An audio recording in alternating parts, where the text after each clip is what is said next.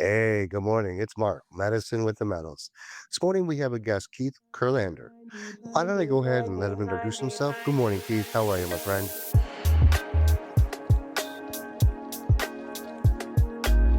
I am the co-founder of the Integrative Psychiatry Institute. We have the largest training in terms of the amount of people trained for a comprehensive psychedelic therapy training. So we've trained about 2,200 people in a year-long certification, and we've trained people in all around the world. And it's a great training. It's very exciting. And this organization also, we started it as a way to try and bend the arc on the way mental health care is delivered. So we've got a lot of integrative medicine programs and uh, bringing trauma education to people and things like that. I'm also a coach and therapist and done a bunch of other things in my We're gonna dive right into all short that. lifetime. Let's first, yeah, let's go. Let's do this.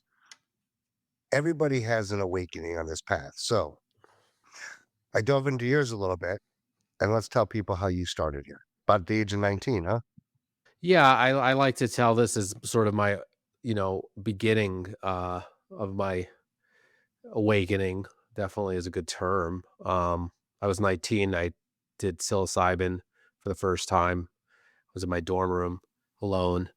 Uh, we were having fun with friends, and then I was alone at University of Massachusetts Amherst. Anybody who knows UMass Amherst, there's very high apartment complexes, dorm complexes that are, really high, 22 stories or something. I was close to the top, and I got suicidal uh, during the journey, and kind of came to an awareness that I wasn't like a impulsive.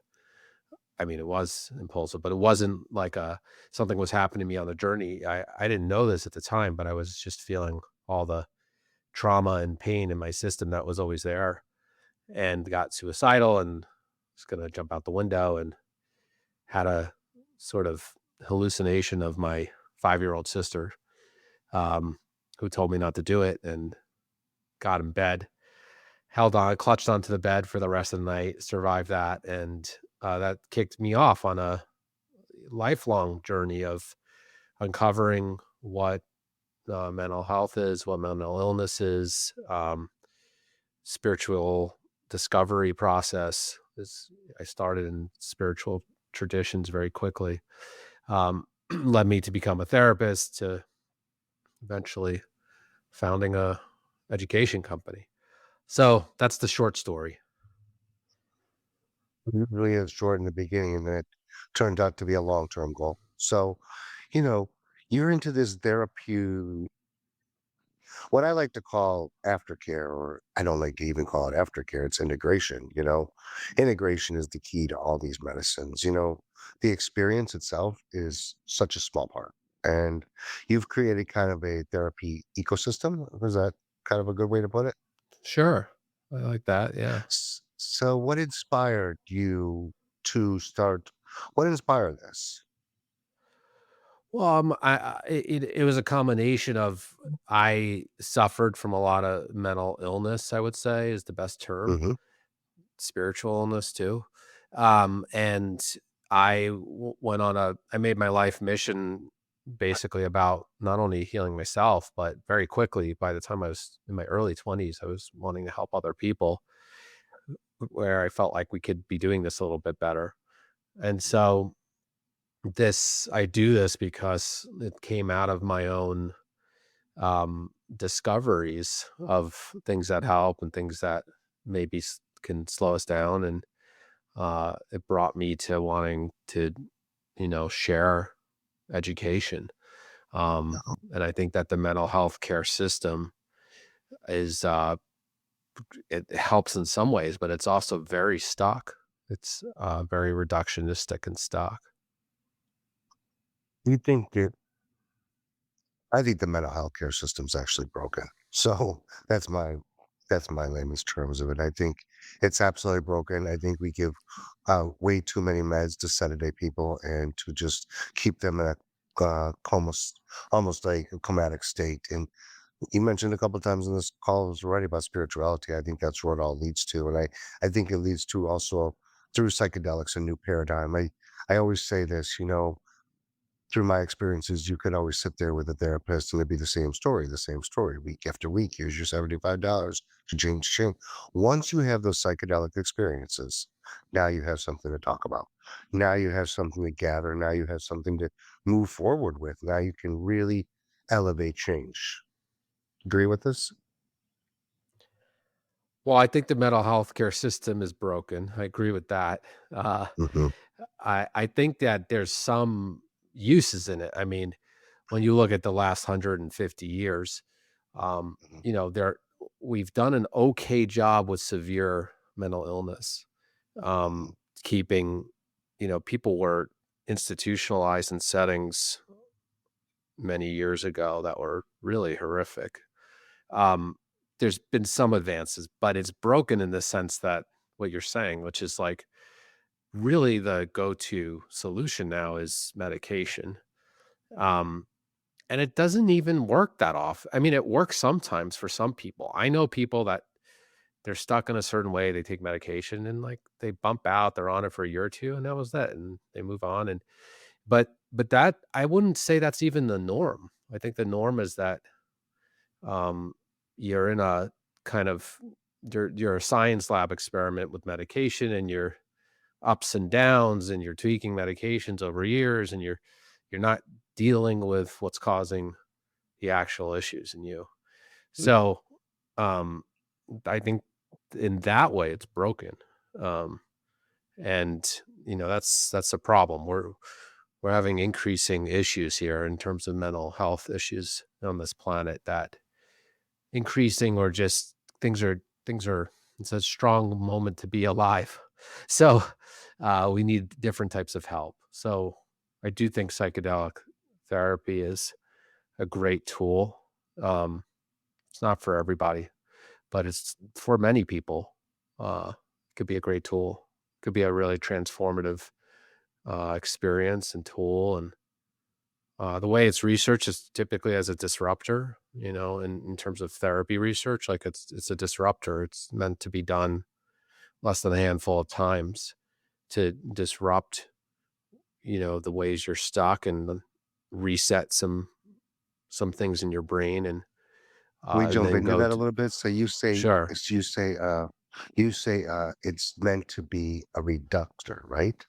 Is that what you're saying? disruptor, So a disruptor. disruptor. So we're supposed to disrupt our current events in life. So are those big journeys you're talking about, like with psilocybin, ayahuasca, any of these kind of medications? Well, I mean, it can be ayahuasca, but I guess if I'm talking about the research, we'd be looking more at ketamine, Hmm. MDMA, Right. psilocybin, Correct. DMT, Hmm. uh, ibogaine a little bit now. Hmm. Amazing medicine right there too. Yeah, yeah. So Hmm. so I'm I think, but yeah, generally psychedelics, if they're done therapeutically, um, and you've limited risk in terms of like what you're coming to, what the if you're coming with contraindications, you've limited those risks that some people have, then generally speaking, it seems to be a great disruptor. It has it's depending on the medicine, there's biological impacts that are very helpful. Um, and then also the psychological spiritual disruption where, obviously like if you're stuck, you need a disruption to change. You Yeah. could do the slow path to change where it's not a disruption, but that can take decades. So, um, and again, it's not for everyone, but when it's right, it can be extremely powerful and you can disrupt something in one journey, and then go integrate it and actually see changes, over, in and sometimes overnight, you could start to see changes. I mean, with ketamine, you could start to see suicidal thinking go away right after your journey during your journey. That can happen. So yeah, that's I don't know if that answered your question, I but like this part of the subject too, because I really think this really entertains the audience too a lot because I think this is where a lot of people are at right now. Like, what do I do? How do I do it? You know, and like you say, it isn't for everyone. And I love how you use the word disruption. I mean, in this space in a long time, and I think that's exactly what happens. You disrupt something in your life. You disrupt what's going on, and you see a new paradigm where you can maybe shift this way and do this. But, it's pretty interesting. Like, I'm a firm believer of also not doing psychedelics too often, but I'm also a huge proponent of microdosing. So I'm caught in the middle there. So I think it's a little bit different. I mean, these huge journeys and microdosing, we'll get into that a little bit later. But I think what you say is makes the most sense. I mean, it's like let's go on a journey. Let's go on however you want to call it, a healing benefit. And then let's really integrate this. Man, we see so much of this in the medicine space. Keep chasing that journey, but what are we really chasing? We're chasing that high. And there's no fun. I don't think there's any fun. Like, at least for me, and I've had many psychedelic experiences, there's never been something that I'm like, yes, this is what I want to do today. That's never really happened. So Mhm. I love how you say that. It's pretty cool. Yeah, I mean, typically, like you're saying, you're introducing a challenge when you take a psychedelic. Um, Hmm. you're introducing a challenging experience. I mean, of course, there are journeys. There are people actually that have a different problem, which is they have a hard time getting disrupted even from medicine. So, you probably come across the people of taking ayahuasca 20 times and they're still like, I don't really feel much. And they're drinking it all Yeah. night long. That's a different type of constitution. Mhm. That's hard to disrupt. But Mhm. but yeah, typically speaking, like you're saying, like I think most people do a psychedelic experience and there's a challenging component to it, Yeah. especially if they take a big enough dose. Um, there's typically a challenging component. So you're introducing challenge in a way that you haven't seen before. Um, and then you get to wrestle with a new challenge, which brings about, hopefully, if we have the right support, uh, we come out with a new perspective, right? Now, Mhm. there's also just openings that aren't as challenging, as you know. I Right. mean, you could have ego dissolution experiences and mystical experiences that don't feel challenging. They actually just feel relieving Mhm. and integrating right from having those. Those happen a lot on psychedelics, also. Right. And I think like these medicines are profoundly different. Like you mentioned, like four medicines right in the beginning that I really think. I mean, we go to ketamine, we go to psilocybin, we go to 5-MeO, bufo. We go to, I can't put that iboga in this class though, but those are really mind on the medicine. When you talk about medicines of iboga and you talk medicines of ayahuasca, I think there's a little bit deeper connection. I think something and you're more medically experienced here. And I don't know how to say it. I can only say it in the experiences. I think there's something that happens in those experiences that goes a little deeper, that really gets to the root trauma and causes these purges and whatever these purges are, however they are. But I think for those medicines, it is some sort of, hmm, entity. I don't know. I don't know what it is. It's just something that it's a different kind of experience for sure. It's a soul. It feels more soulful, those experiences, when it comes from those plants, if that Mm, makes sense. mm. Yeah, I I've heard a lot of stories in my role, and I've experienced most of these medicines you're talking about. Mhm. And I'm a little unique. There's every medicine's unique, but Mhm. You're right. particularly if you throw MDMA in here, it's a completely different thing. For Um, sure. but I tend to have similar challenging experiences across medicines. I'm a little unique in that way. Like, Mhm. I don't tend to um, have as much differentiation. Now, ayahuasca it's sort of strength. It tends to be strength for me versus, I mean, ketamine is not classically a psychedelic. So Mm, ketamine is very unique in that it's a dissociative.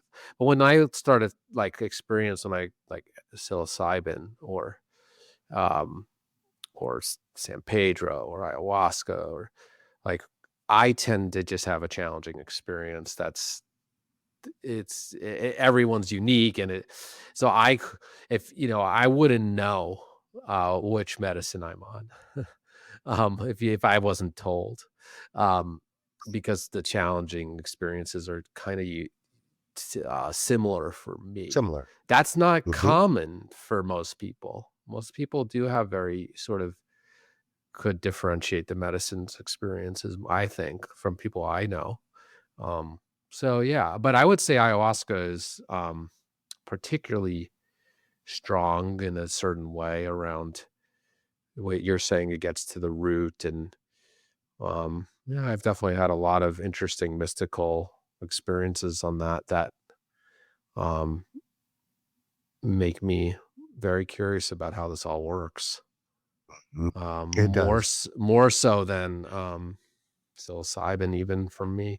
I've had I've had sort of like mystical, universal experiences, but with ayahuasca, I've had more of the thing you were referring to, like sort of entity stuff, and I have had that a little bit more in ayahuasca. Can we talk to the audience out there a little bit? How does psilocybin work? How does psilocybin actually work through the when it's consumed? Essentially, it goes into the receptors that, it sort of mimics serotonin. So it fits into the receptor. And then the way that it expresses itself is different than the expression of serotonin. So it downstream, which I am not a neuroscientist, and this gets very detailed, and I could not even explain it. Downstream, it starts to send signals differently to your brain. So your brain starts behaving in a different way. So that's like the highest level, simplest level. What that does specifically, the one of the more important networks to be aware of is the default mode network, which is a network of regions of the brain, how they communicate together. Um, and it you could think of it as like that network being sort of rigid and held together by, let's say, concrete. It it makes it more like water, and the way it starts communicating. And so your ego can dissolve, which is, where some of our sense of self is, some of it's being generated from that network. And, um, and then other downstream things happening around hallucinations and that kind of thing. But the default mode network is a major component in terms of experience of self and other and the world and time and space. Um, so it changes the way that network's behaving. Will it do that immediately or is it over time? No, it does it as soon as it starts to take effect in your body. That starts to happen. I mean, it's going to have an impact downstream in your brain. How much impact and what that actually subjective experience is conditional to that journey. Um, might not. Is that where most of the changes take place though? Is that where you really want to start? Well, if you're asking, is that where the benefits come from in Sure, terms of that's the in question. terms of a journey? So one, yeah, that's some of the benefits. There's also biological benefits, but that's some of the Mhm. benefits, which is like your psychological identity and constructs. Um, the default mode network is one of the places that is being altered that allows you to perceive yourself, others, and the world around you in a different way. And that is one of the big aspects of the benefits that happen. Oh, Yeah.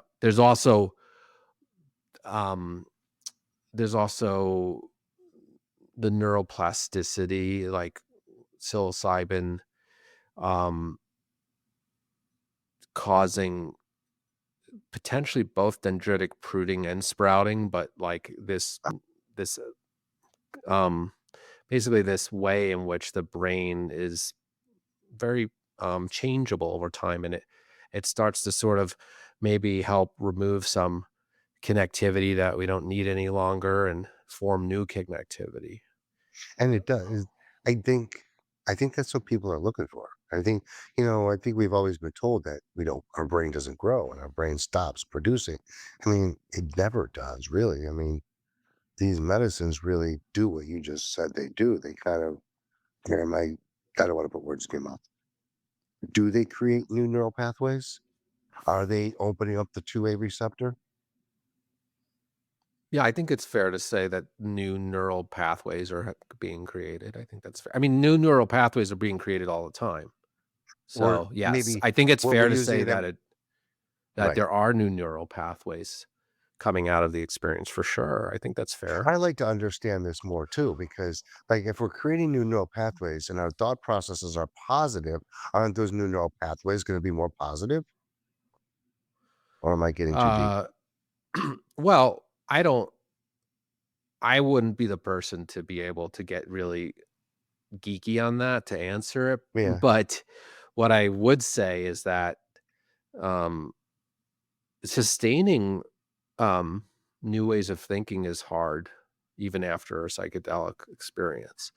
It's Oh, actually not simple. Like the old ways of thinking will creep back in. Sometimes for sure. as soon as you're coming down from the medicine, Hmm. sometimes weeks or months later. But Yeah. um, the brain has trenches in it. So those things will come back. And that's the whole concept of integration, which is like trying to, have the new inform the old. No. Because the old doesn't go away. It's not erasing. This isn't erasing ways of thinking. I don't think that's not my experience. It doesn't just zap it out of you forever. Um, No. those things still exist. I think you can experience new ways of thinking and new ways of relating to your thoughts. Mm. Oh, I know Mm, you can because I've done it. yeah. So Yeah. I, I, I mean, it's a process, and like we always say, it's like none of this is quick, but you know, year, 2, 3, 4, 5. I mean, at the 5-year level, I could Yeah. never look at myself 5 years ago and say, I I can't think that. I don't. I mean, you're right because the memory's still there, the thought's still Yeah. there. But do I ever think that way again? I can never think that way. There's no way. I mean, so yes, I think you retrain the thoughts to thoughts, and I think that's a big part of integration.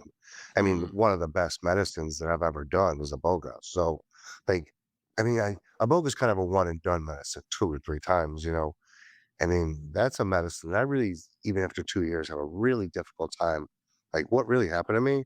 But I know something happened because it kind of reset. Like, that's all I can say. It was Yeah. reset something, but I could never really explain. But I can see that medicine being so beneficial because like, my thoughts and memories were, like, gone. Like, I was like, "Wait a minute, I can't feel that. What the fuck just happened?" That it was just something about that medicine's like, that's not something to play around with, but that's definitely I can definitely see something in that medicine more than any of these others. It's something about that Mhm. one that's the other ones you wanna go experience more, you wanna catch more. That one, you're like, "Wait a minute, something just happened, and I don't know if I want that again." But it was something. So Yeah. what is that? What do you think Well, iboga is? What do you that think? happened to me every time I did medicine. So, I haven't done a lot of medicine in the last 10 years. I did a good amount from age 20 to 40, 40 to Yeah, 50, I haven't done much. Um, yeah. but no, And that iboga's a happens to me different every breed. time. Yeah, that's awesome. I love that. Iboga's a different medicine though. Really, really, and it's really, really coming out really, I don't know, differently now because I think that the cure rate for opioid addiction is just astronomical. I think in the 80 some percents. And, there's not too many medicines out there that will do that. It's pretty cool. It's pretty cool to try to find something that's actually circumventing how big pharma's trying to hook us into something. So, not a big fan of big pharma.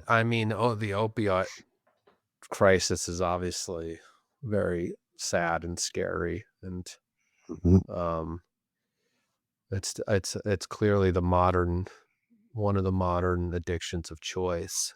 Um, mhm, uh, and yeah, I mean, but you got to go deeper into. I mean, these medicines when they help like that, let's say iboga or ibogaine, um, it's again like that. First of all, that is a unique um, process where with the withdrawals, which is interesting off of opiates, um, where it can actually help that. But the I think that a part of what we see as near death experiences um, sometimes allow people to. That's one thing that happens sometimes when you go to such a strong psychedelic. You kind of face your mortality in a little bit of a and the fragileness of life in just a little deeper way. And that causes people to be willing to look at the hard stuff. Um, and then some of these medicines like ayahuasca and I will go like sometimes you just can't escape the hard stuff, even if you want to. Just there's no way not to see it. Um, so it's like you may have spent 20 years addicted to a opioid escaping the hard stuff in yourself, even though you're still in a hard struggle. You're trying to, not see something. And then some part of you is like, well, I'm going to go do this thing. I'm ready. But you have no idea that you just spent 20 years being like, I'm not ready. And then you're like, now I'm ready. And now I'm actually going to look at everything I've been not wanting to look at for 20 years. I mean, that's an intense process. Think about that. That's very intense for a person to it's cool that a person can actually be like, "I'm ready," and then they go do that, and then they see what they've been avoiding for 20 years. That's cool and hard. mhm. Both. You're absolutely right, but it's very gratifying, I have to admit. I've been down the route, so, I mean, that's why we do the things we do, I think, today because, you know, death is a pretty mysterious thing to people. Death is pretty scary to a lot of us, and I think a lot of these medicines actually bring you to that. I think 5-MeO brings you to death. I mean, that is my clinical opinion that it brings you to that's death at the fullest extent. So when you see death to that level, I think you can live your life in a different way for sure. So, and I know the different ways integration. So how do you prepare clinicians or people to work with psychedelics in the way you do? How do you prepare people? Um, well, our program takes them through everything from research and indications and contraindications and safety and ethics and touch and how to do touch safely and how to prepare someone. So that's a whole process of, what goes into preparation that's helpful. When is it harmful? When you're saying too much? Um, how are you helping a person set their intentions and explore why they're really doing this? How do you help them if they're new to this get to the bottom of why they're really doing this? Um, Then, we take them through the different types of scenarios that might happen on medicine and how to work with that, how to help enhance the session, how to not get in the way of the session, and how to not resort to therapy techniques that might actually distract or suggest too much to the person under the influence of a psychedelic. And then, of course, integration, which is different types of ways of helping people make sense of what they experienced. And the big piece with integration is how do you walk across the bridge from an experience into actually changing your life or the way you perceive your life? How do you walk across that bridge? Because experiences turn into memories. So if you don't walk across the bridge of actually turning it into behavior, uh, motivation, drive, perception, perspective, and all you have is a memory of the experience. And it might be like, "Oh, there's something there that was cool, and I feel it," and that's where it ends, I feel something about that. So integration is about transitioning from an experience, really from a memory, because you're working with the memory that's still living in you, after the experience, and translating that into changing a number of things like your perception, your behavior, your identity, and helping it create a generative process. So that part's really important, obviously, or else we just have a memory, which is fine. We've got a lot of memories. Or Um, use we are on top of the same page because me and my wife say it all the time. It's just an experience without the integration. And so run over that again. What do you think integration is? Because it's such a thrown out word out here, but you know, I kind of connected a lot of what how you said it is. It's kind of say how you said it. I see integration as the bridge from a memory of an experience into a change in your life. Um, the memory has to get translated into behavior. It has to get translated into perception of self.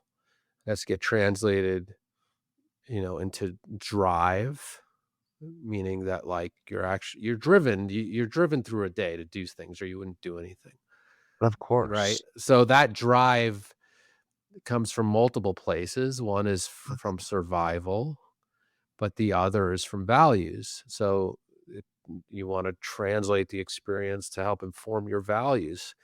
You don't have to worry about it informing your survival instinct. That's already there.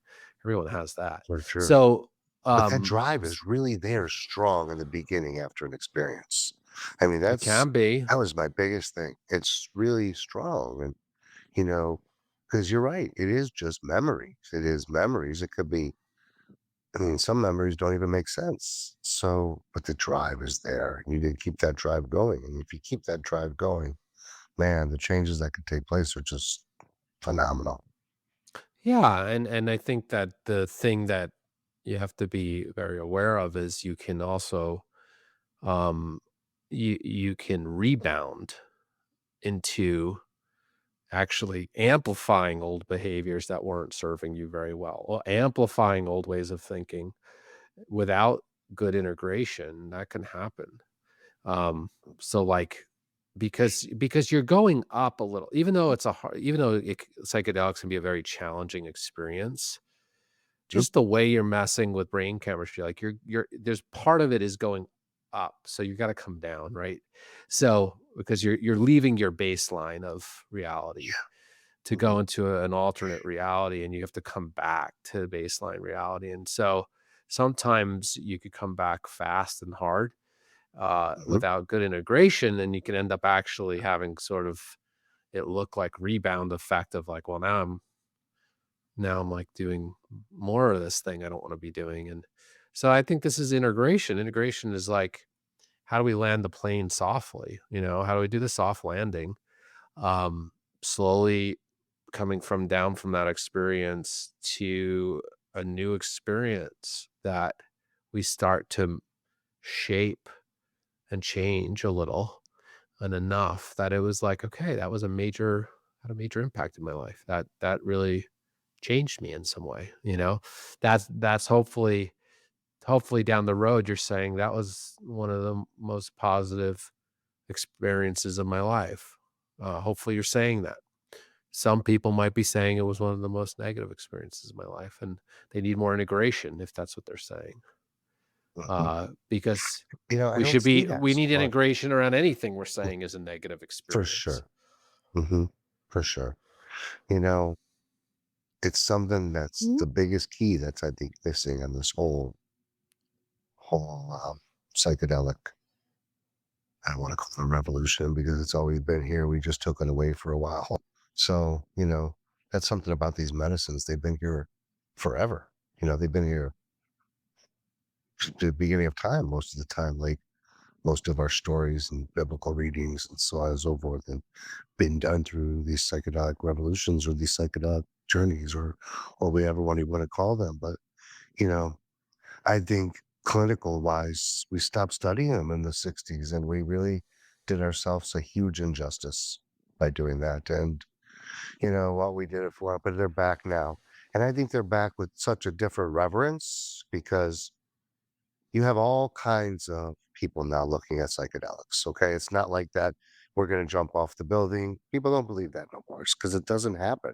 But what is happening is definite shifts. And there's a huge shift actually after COVID. And I think there's a huge definite shift of people wanting more knowledge and change. I mean, I think people want to see something different. And you've said a lot on this call, spirituality, spirituality. You find a difference because I think we do. I know I don't say we think we do find it. Spirituality is such a difference than religion. Spirituality is like a connection, a knowing that there is definitely something out there that is bigger and stronger than us. And religion's just a bunch of garbage. So I think we find a spirituality, at least I have, on these medicines. And I think it's been something that a lot of things that you said have really woken in my head. Like, man, it really does happen. And that does do that. Like, I like that bridge connection really makes a lot of sense. So, what I'm going to jump into is what do you think ethically is challenging us right now from going to the next step with this therapy in the United States? Where do you think's the biggest challenge? Well, the biggest challenge to reach more people was the rejection from the FDA of MDMA in August of last year. That was the biggest Why did they challenge in do the that, you think? What was the reason behind that? well, Because it was there. they listed a bunch of reasons, but one thing that happened there was a sort of small group of people, I think they had a nonprofit that sort of wrote a big paper about their concerns that um, were and it definitely had an impact on the FDA's committee. Um, I think because some of the things that they highlighted was from what was that group was saying, um, and that was a small group of people. That wasn't a huge group of people, um, but they were saying a few things. The study design. It's hard to mask a psychedelic. Well, we know that they were in constant communication about the study design, that it's hard to mask a psychedelic as a versus a placebo. Um, so doing a blinded study is actually challenging with a psychedelic, but it's also challenging to do a blinded study with painkillers, in my opinion. Um, Mm, so that's okay. And there's other medications that you take that have a strong effect, and it's hard to mirror that effect. But mhm. okay, that's one thing, and then they had some issues with some other details in the study, and then they had issues with not enough safety data in certain ways. I think it's, people are nervous. They're not everybody's ready. I don't think it's like a deep conspiracy theory. I think that people are stuck in a lot of old stigmas and in their head that they don't haven't questioned and Keith, done the what's this work. if we ask them this question, Keith, what is an old stigma? If you can show me one clinical death from psilocybin, can you show me one? Could they prove one? See, Well, this that's was where MDMA, not okay, psilocybin. but okay, So, I got it. I psilocybin understand. actually might Yeah, it's important because psilocybin yeah. actually might go through before MDMA. So Hmm. that's an important distinction. You look Um, at these studies and they're just so vague. Like they're just like a small group of people you just mentioned. Like they were probably negatively against MDMA, but we know the positives to it. When is it gonna be up to the people's choices and common sense almost after a while? It's almost well, like it is we up go to the through these people's choices in yeah, Colorado and Oregon. They voted in right, true. psilocybin. Yep, they That's did. I mean, the state is where you get people's choices.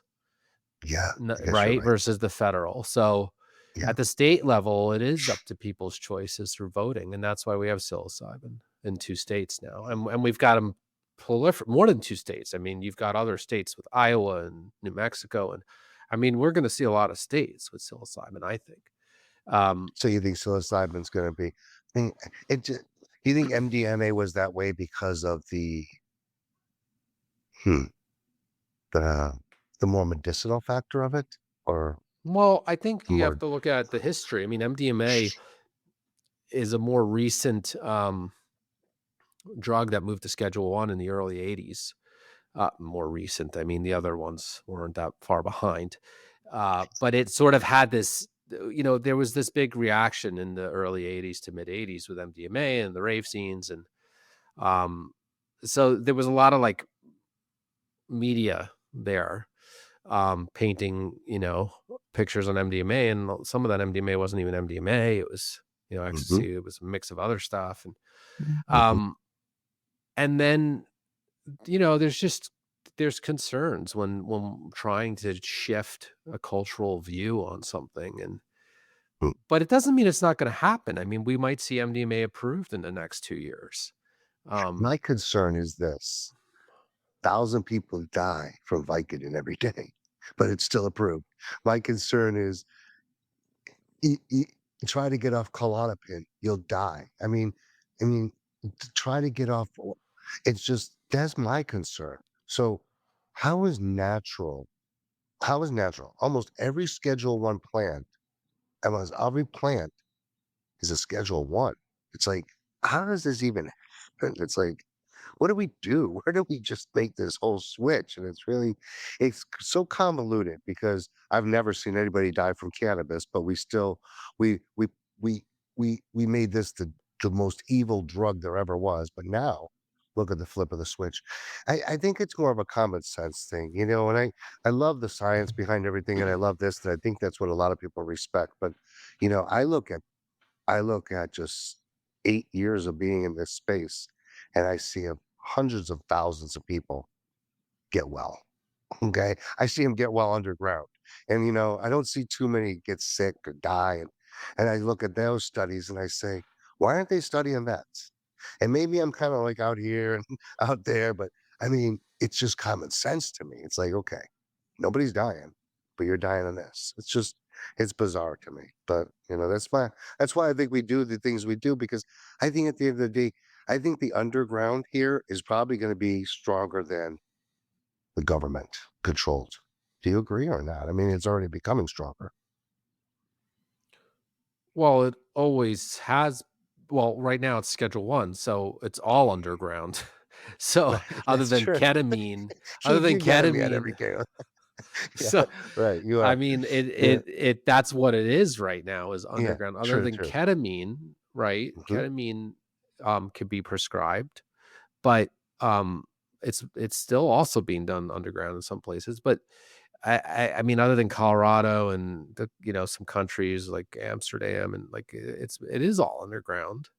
Um, but underground doesn't one thing I would say is, like, the underground is like guerrilla warfare, but it's not gonna, like, change the planet overnight. Like, we have to get this above ground to change the planet. We need to get this You're right. accessible to people who don't Right. identify. Guerrilla warfare. It is underground. It is guerrilla warfare. But you're Yeah. right. We have to bring it to the surface. I mean, Yeah, because because we most have people don't so many identify surface. with the underground. They don't You're right. identify as themselves as Yeah. aligning with Truth. that culture. And Yeah. so that's fine. It's cool. Like, that culture is great, but it's not gonna make the change on this planet that we need. Yeah. We have to get this accessible to them. This is one tool. I mean, it's not the only tool we're gonna need. Yeah. It's You're right too. It is only psychedelics is only one tool. I look at it like everybody should be doing it because it helped me.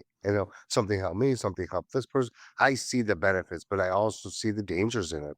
I also see, you know, not every not everybody should do psychedelics. That's for sure. But I Not mean, everybody I can should. I tell mean, you, there are yeah, there for are sure. there are some things that can happen, Yeah, and luckily, it's not the majority, but there are things that are. I mean, first of all, people have killed themselves on psychedelics. mm, That does happen, but it's rare. for sure. Very. People can leave psychedelics and have very altered perceptions for a while. That can happen, um, which is, it's not. the most common condition, but it can be anywhere from 5 to 15% of people or even higher sometimes. It's hard to know. Seems like it happens a little more with psilocybin and LSD than others, And where they have like this, it's this post-perceptual issue where they feel altered and it's very disorienting and it goes away usually. Sometimes it doesn't. There are things to know about that happen to people. But the good news is, especially with the plant medicines, like the toxicity levels are, it's like it's not so much overdose issues with the organic ones, except you do have issues. You have to be with ibogaine is a different one. There are issues there. Uh, but so there are things to know. I mean, mhm. it's not a, like a free lunch. There's no I free think lunch so on too. this planet. I think no, you're absolutely correct because, but I think there's also could be a definite great union between the educated and the informed. And I mean by the informed, the people that have been to those experiences and the educated that would never touch them. And we can definitely help both of those here. I think we can definitely help each other, like help others understand these medicines so much better. And I think we need that kind of collaboration. I think we really need that. I mean, we don't need the hippie dude out there, yeah, man, do the mush. We need like maybe my wife and me, it's people that are like, listen, I understand psychedelics to the level. I did a lot. I haven't done a lot. I understand that there's like maybe 3 times a year big journeys. I understand that it's not about the medicine. It's about the integration. And that's where it all that's where it all comes from. What the medicines actually, I believe they do is they open portals. So they open portals at different parts of your body or different plant, and your portals are open. I think at the beginning, they're more open and they're more subject to anything else before. I think as time goes on, you don't need as much medicine. I think the portals open as they are. But you truth, things come back and things will always circle back. It could be 2 weeks, 3 months. This is why we need that integration. So where do you see all the field of psychedelic therapy going in the next, let's say, 5 years? Think it's a Well, the growing whole little. well, it's Mhm. been growing, but the hope we're sort of at a little bit of a plateau, I think, right now.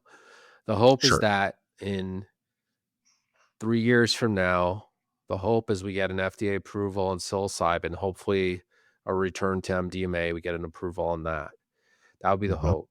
If that happens, then I would say, the next 3 to 5 years after that, we start to see, you know, all around the country, the clinic down somewhere in your town or city, or let's say in your town, in your city, there's many like clinics where you can go and get treated.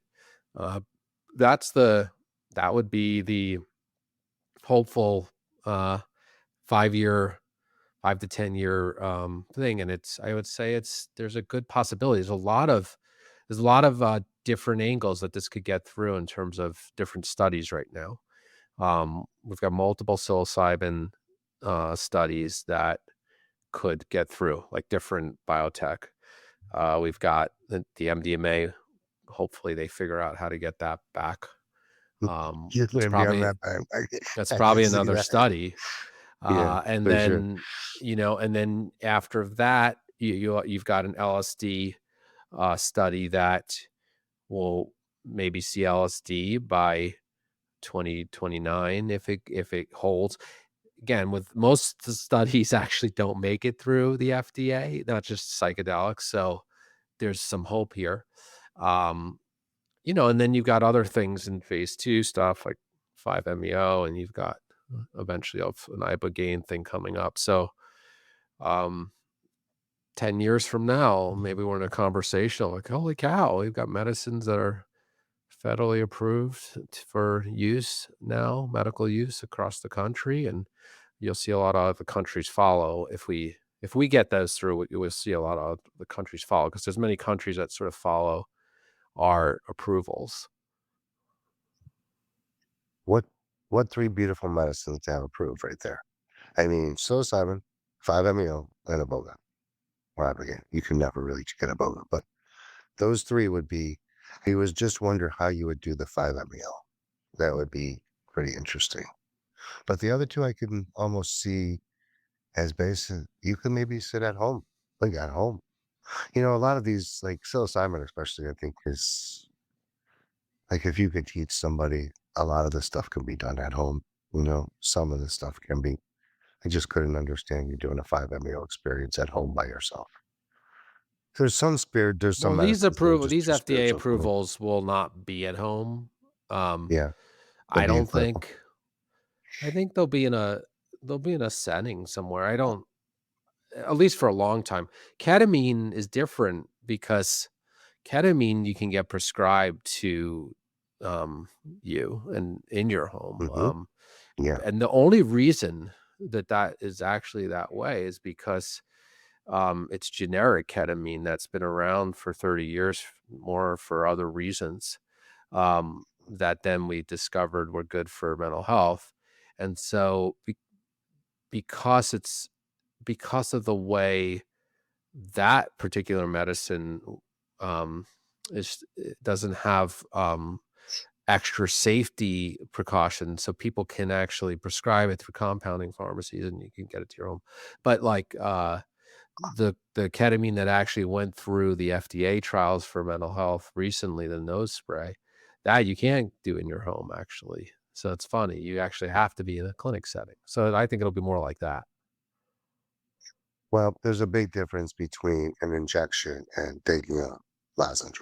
So, especially when it comes to ketamine. I mean, there's not you can't even compare the 2.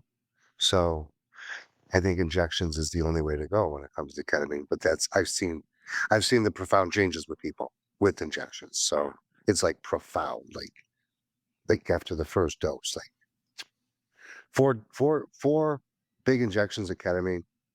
I mean, it's life changing. I've seen it. I've just seen it. So, it's probably one of the best medicines I have ever seen for depression. For for really hardcore depression. It's like the best I've ever seen. Mm, It's pretty amazing how it works.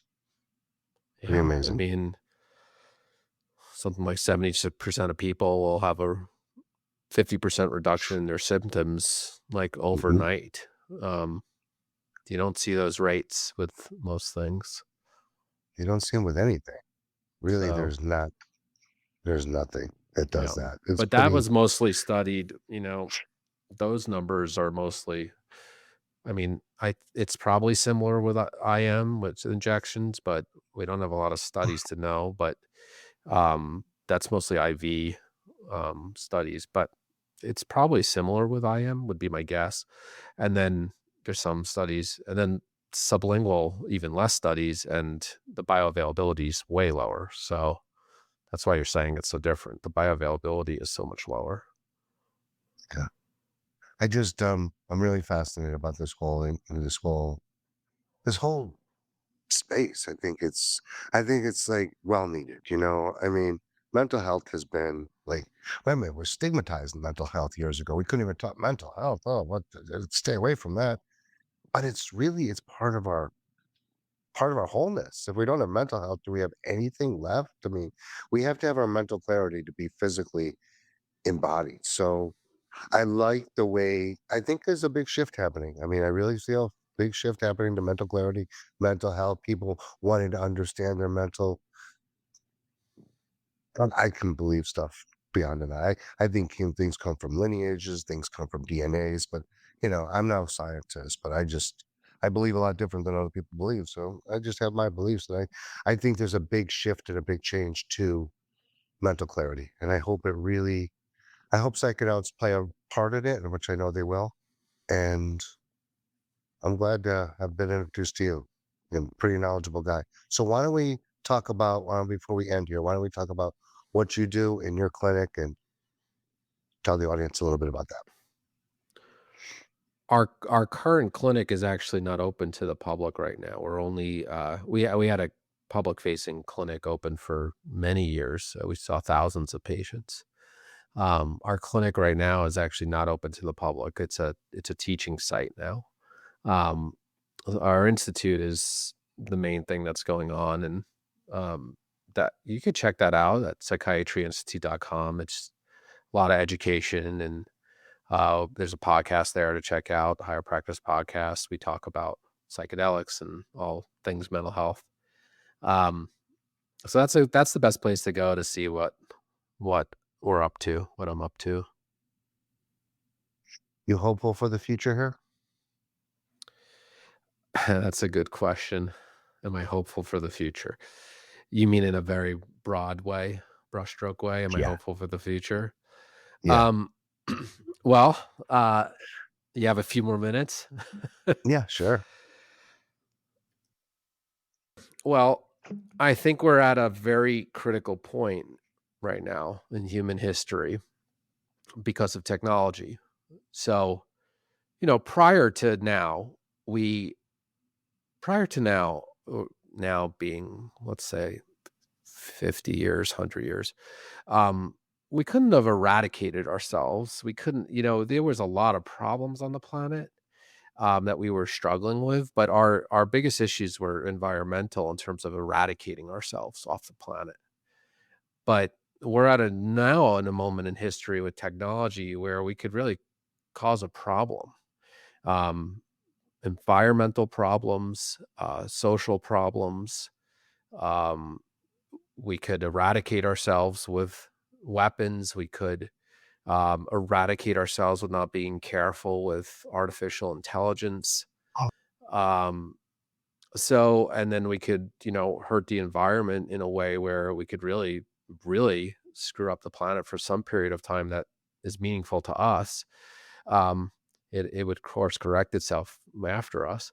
Um, so, uh, I think, am I hopeful? I think that we're at a tipping point that we, tipping point could be hundreds or even thousands of years, but it's not a million years. So we're at a tipping point of technology where we're either going to learn how to come together as a species through our innovation, or we're not.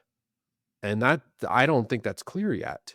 Um, it's not completely clear yet. I mean, we could be in our heads and sort of fantasize like, oh, well, evolution says we always come together. I mean, I don't think evolution says we always come together. Um, that's I don't have any proof of that in history. So I think that I am hopeful that there will be enough um, innovative thinkers and groups of people that will create things that cause us to come together. I'm hopeful about that. Um, and I'm just hoping that that happens faster than the potential um, um, kind of disintegration of humanity. Because you know because what? because it's not, it's a tipping point. I don't think we have Mhm. actually answered the question yet.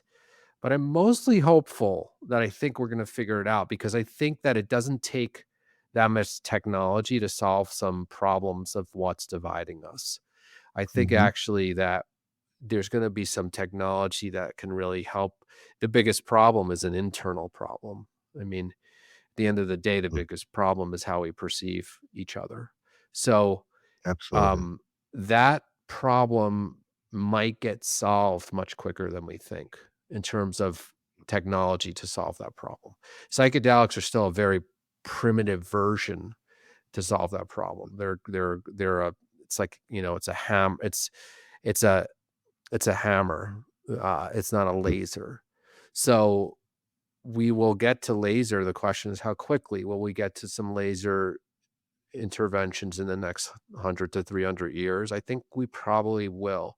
I think if we don't, technology is gonna take off too fast from we're not gonna catch up enough, spiritually and psychologically to what we're creating, and mm. we're gonna divide more. So I'm hopeful. I think we're gonna actually solve the issue quick enough, but I'm not convinced because I don't think you can be convinced at this moment in humanity. I think you're convinced once you've done it and you've solved it. we've never done. I mean, but you said it made a very poor. When have I mean, think, when have we ever come together? Ever? Never. Well, I mean, we haven't come together 9/11 for about enough. 10 minutes. Well, we haven't I come mean, but together enough. I mean, if you right. look at human history, we're obviously cooperating, or we wouldn't be able to do this cool thing on Zoom right Truth. on, True. online right now. So there's Right. definitely been a lot of cooperation, but not enough to potentially stop us from destroying ourselves. There's not enough cooperation yet. So, and there's a lot Interesting. of, and I'm saying as the technology curve increases, you see cooperation, but you also see a lot of division, because of it. And so we don't know where this is going, but Well, hopefully we're here to last. And then, if you get into futurist like thinkers and you start looking at, talking about where are we headed, like at some point we can't be on this planet. You can't, species can't survive on its own planet forever. So maybe it'll be cool enough that, way down the line, humans will live long enough, they'll cooperate enough, they'll evolve. They won't be suffering the way we suffer. They won't be in the same struggle we're in around how do we fucking be happy in a day? Like that's a fucking primitive struggle. Think about that. It's primitive. you're And right. that's where we are. We are in the struggle of can I be happy today or not? That's But what we're dealing with. is that why we're here though? I mean, Well, it's why why are we're we here you now, but one day we won't be in that. exactly. If we last Right. long enough, we won't be in that struggle, and we last long enough, we won't be on this planet. That's for Mm, sure. Um, for sure. if we last long enough, we probably won't even be in human flesh if we last long enough. So we'll be in something else. I mean, that when you think about futurist thinking, like it's obvious we're going to keep evolving. This isn't the end of the For line sure. of evolution for a human. Like, It can't be. What is well, next? everything over ever evolves if it lasts, if it doesn't And get extinct. But this is the conversation you're asking me about. Am I hopeful yeah. about are we going to one day be extinct? We don't Mhm. know because we face other extinction issues too. We have to cooperate enough to deal with an asteroid, right?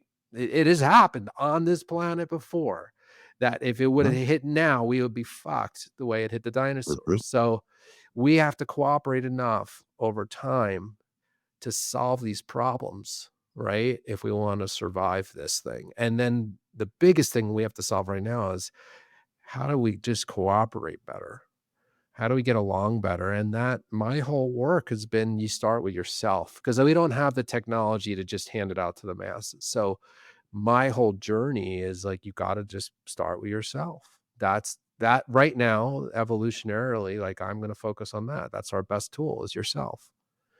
So I think that starting with yourself is it's a spiritual imperative for the future of our species. If you don't start with yourself, you've basically given up on the species. That's what you're doing. You're not just giving up on yourself. I mean, you are giving up on humans into the future if you don't do this journey. And the benefit is if you do it, maybe you'll be a little happier in this But lifetime when you talk like and that, get there's a lot of us that are in doldrums, you know?